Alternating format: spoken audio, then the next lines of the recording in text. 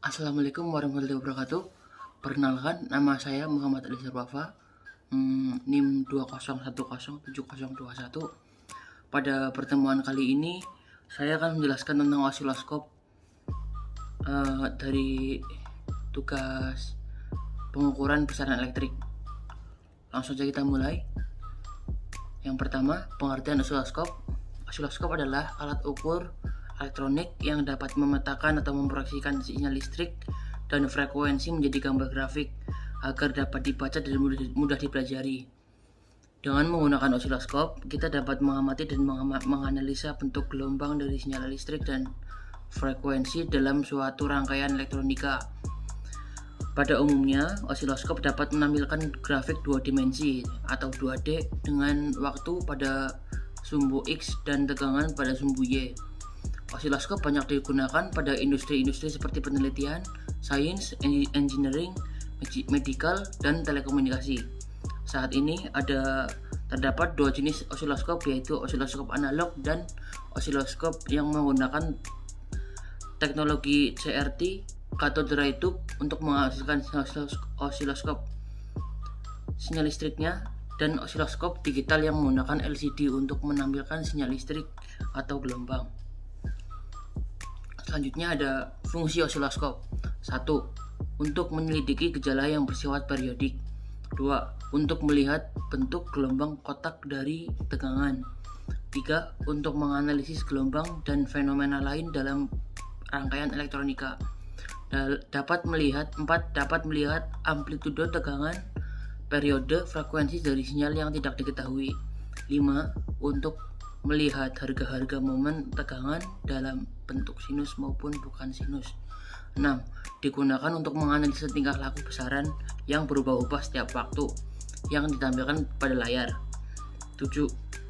Mengetahui beda fase antara sinyal masukan dan sinyal keluaran.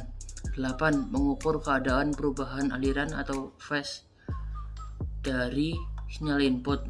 9. Mengukur amplitudo modulasi yang dihasilkan oleh pemancar radio dan generator pembangkit sinyal. 10. Untuk mengukur tegangan AC atau DC dan menghitung frekuensi. Selanjutnya ada cara kerja osiloskop. Komponen utama osiloskop adalah tabung sinar katoda atau CRT. Prinsip kerja tabung sinar katoda adalah sebagai berikut. Elektron dipancarkan dari katoda akan menumbuk bidang gambar yang dilapisi oleh zat yang bersifat fluorescent. Bidang gambar ini berfungsi sebagai anoda. Arah gerak elektron ini dapat dipengaruhi oleh medan listrik dan medan magnetik. Umumnya, osiloskop sinar katoda mengandung medan gaya listrik untuk memengaruhi gerak elektron ke arah anoda. Medan listrik dihasilkan oleh lempeng kapasitor yang dipasang secara vertikal, maka akan terbentuk garis lurus vertikal di dinding segambar. Selanjutnya, jika pada lempeng horizontal dipasang tegangan periodik, maka elektron yang pada mulanya bergerak secara vertikal kini juga bergerak secara horizontal dengan laju tetap, sehingga pada gambar berbentuk grafik sinusoidal. Selanjutnya, sebuah benda bergetar sekaligus secara harmonik. Getaran harmonik atau superposisi yang berfrekuensi dan mempunyai arah getar sama akan menghasilkan satu getaran harmonik baru berfrekuensi sama dengan amplitudo dan fase tergantung pada amplitudo dan frekuensi setiap bagian getaran harmonik tersebut. Hal itu berdasarkan metode penambahan trigonometri atau lebih sederhananya lagi dengan menggunakan bilangan kompleks.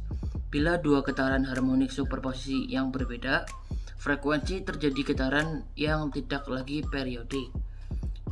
Basis waktu secara periodik menggerakkan bintik cahaya dari kiri ke kanan melalui permukaan layar.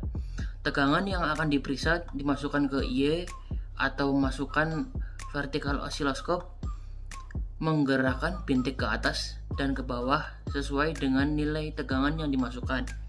Selanjutnya, bintik-bintik tersebut menghasilkan jejak berkas gambar pada layar yang menunjukkan variasi tegangan masukan sebagai fungsi dari waktu.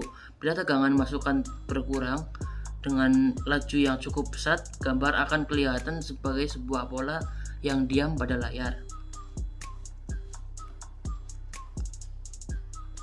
Selanjutnya kita akan melanjutkan ke langsung ke simulasinya ya.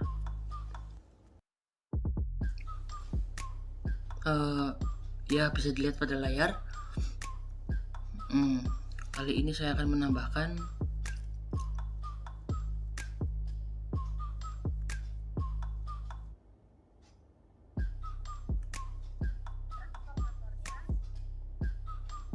transformatornya.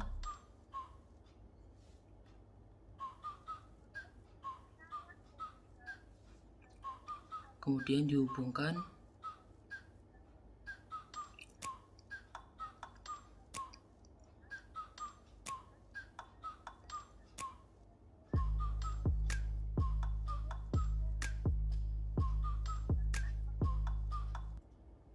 terus kita tambah osiloskopnya,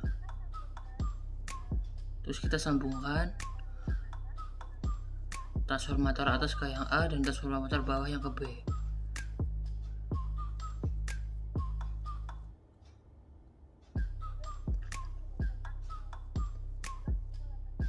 Kemudian dikasih ground, dihubungkan ground terhadap transformator bawah yang ke B. Kemudian diatur amplitudenya ke 12 volt dan frekuensinya ke 50 Hz.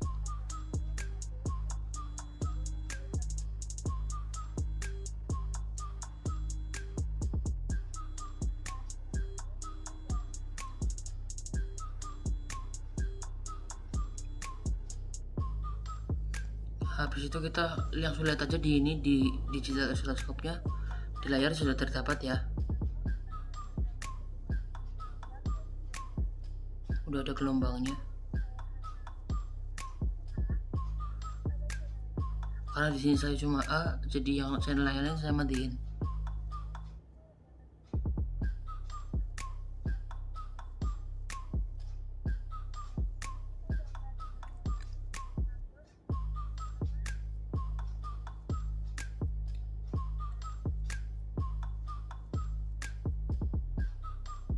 Dapat diatur ya. Jadi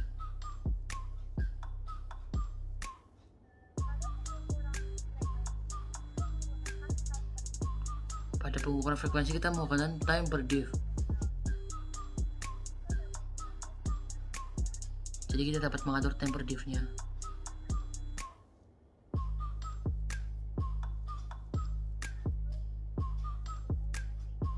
Diatur sesuai dengan keinginan aja.